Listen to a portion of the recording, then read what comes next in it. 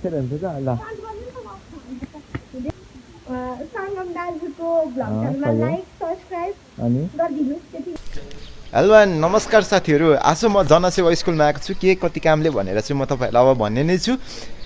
त्यो भन्दा पहिले चाहिँ तपाईहरुलाई हाम्रो यो जनसेवा स्कुलमा एकदम हार्दिक स्वागत गर्दै तपाईहरुलाई अलिकति छोटो भिडियो देखाइदिन्छु म भित्रको आज यो कोठामा चाहिँ हामीले हैन यहाँनेरि हाम्रो दुईजना दाइहरुले मिसन टप कम्प्युटर ट्रेनिङ सेन्टरबाट र न्युक्लियस एकाडेमीबाट चाहिँ दुईवटा अब यो कम्प्युटर ट्रेनिङ सेन्टरबाट चाहिँ 10 वर्ष पुगेको अवसरमा चाहिँ 6 जना विद्यार्थीहरुलाई चाहिँ फ्रीमा कोर्स गराइएको थियो अनि त्यसको चाहिँ एक्जाम हुँदै थियो आज अनि यसमा चाहिँ हामीले यहाँनेरि उहाँहरुलाई केही हेल्प गर्ने हेल्प भन्दा नि एक्जामको लागि चाहिँ हेल्प गर्ने भनेर यहाँ आएको छु म र यहाँ अरु पनि आउनु हुँदैछ सो अब भिडियोहरु अब चाहिँ के कस्तो हुन्छ म तपाईहरुलाई देखाउने नै छु यो ठ्याक्कै हाम्रो जनसेवा स्कुल चाहिँ कहाँ पर्छ भने यहाँ माथि चाहिँ टुडीखेल पर्छ माथि टुडीखेलदेखि मुनि अनि यतातिर बैंक रोड पर्छ यो साइडतिर बैंक रोड अनि यो ठाउँमा यहाँ मुनि गैरी बजार अनि ठ्याक्कै गैरी बजार भन्दा माथि चाहिँ यो जनसेवा स्कुल रहेको छ यो स्कुलमा चाहिँ यहाँको स्कुलको हेड सरसँग कोअर्डिनेट गरेर उहाँहरूले सत्कारी गरेर यहाँनिर आज चाहिँ एक्जाम गराउने कुरा भएको छ सो त्यसै कारणले म यहाँ आएको छु अनि हेर्दै जाउँ अब कस्तो हुन्छ उहाँ अब सबैजनालाई एकदम एक्जामको बेस्ट अफ लक भन्दै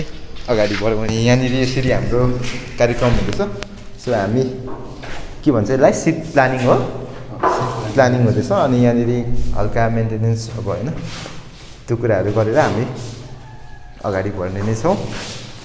न्युक्लियस एकाडेमीको कोड नम्बर र मिसन टप कम्प्युटर ट्रेनिङ सेन्टरको स्टुडेन्ट कोड नम्बर यसरी बनाइदिन्छ उहाँहरूले चाहिँ पुरै सिट प्लानिङ गर्नुहुँदैछ कस्तो रे फेरि एकचोटि भनिदिनुहोस् त यहाँ 1 चाहिँ 1 नै हुनेको हैन हजुर अनि फेरि सेकेन्डमा भनेको चाहिँ 5 ओके यहाँनिर चाहिँ दुईजना न्युक्लियस एकाडेमीको र मिसन टप कम्प्युटर ट्रेनिङ सेन्टरको के पो तपाईँहरू हाम्रो यहाँ चाहिँ ए त्यही हो अनि उहाँहरू ए ल त्यसो भने ठिकै छ उहाँहरूको लागि तयारी गर्नु हजुर उहाँहरूले गर्नुहुँदैछ अब खै उहाँहरूले गर्नुहुन्छ भन्ने हजुर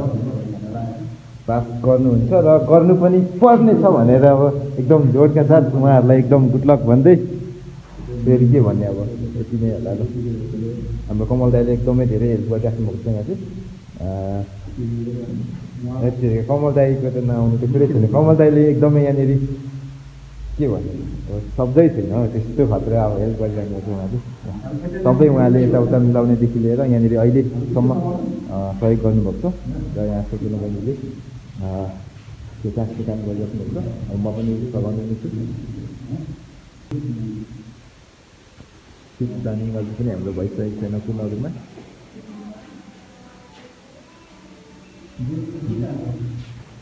जिरो जिरो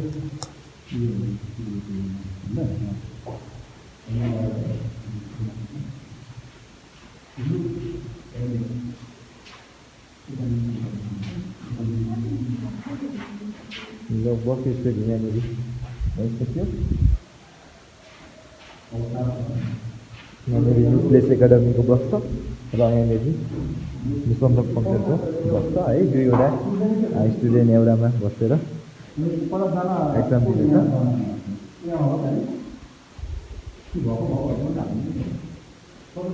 अब यहाँबाट लाग्नुहुँदैछ अब हामी यहाँनिर हेर्छौँ भित्रतिर अलिकति छोरी उहाँहरूलाई म देखाइदिन्छु तपाईँहरू सबैजना हाम्रो एक्जाम दिन आउनुभएको व्यक्तिहरू भाइ बहिनीहरू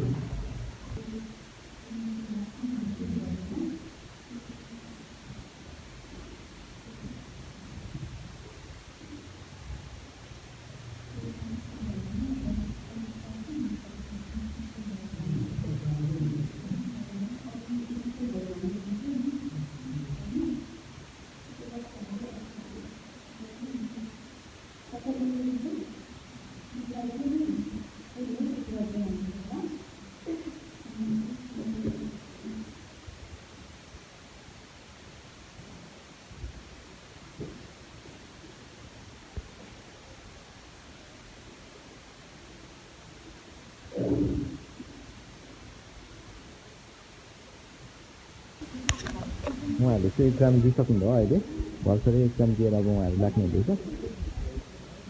फाइनली त्यही है एकदमै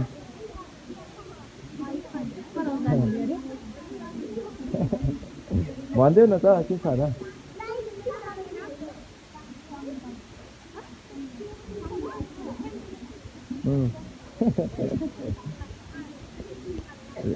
नजिकमा आऊ न त अलिक टाढोमा बसेर हुन्छ त ल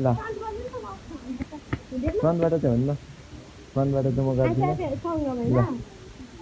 सङ्गम दाजुको भ्लगहरुमा लाइक सब्स्क्राइब अनि गरिदिनुस् त्यति नै अनि शेयर पनि गरिदिनु अनि अनि म पनि गर्छु अनि अनि म पनि गर्छु अनि भ्युज धन्यवाद अनि लाइक हानिदिनु सब्स्क्राइब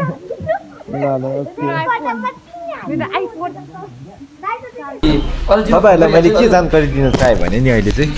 भर्खरै हामीले चाहिँ एक्जाम सम्पन्न गरेर आयौँ होइन उहाँहरूको थियो विशेष यो चाहिँ ठुलो काम चाहिँ उहाँहरूको कस्तो गराउनु भयो एक्जाम हैन एक काम होइन कर्तव्य कि कर्तव्य होला उहाँहरूको काम हाम्रो थियो होइन उहाँ कमल दाइले एकदम यसमा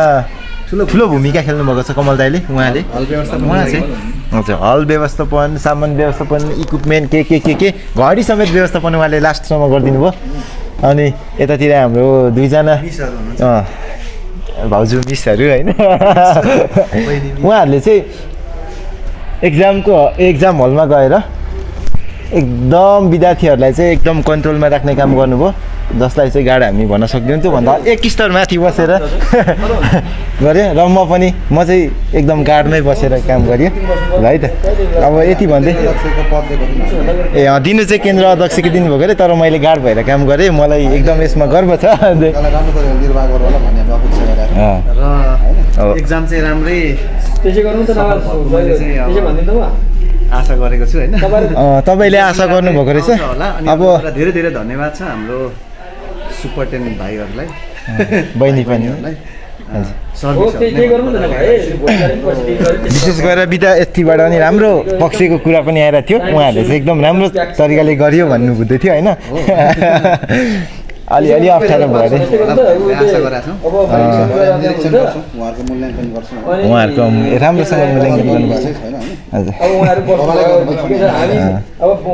यति भन्दै आजको हाम्रो भ्लग चाहिँ होइन हाम्रो यो भिडियोलाई चाहिँ यहीँ अन्त्य गर्दैछु हस् त धन्यवाद।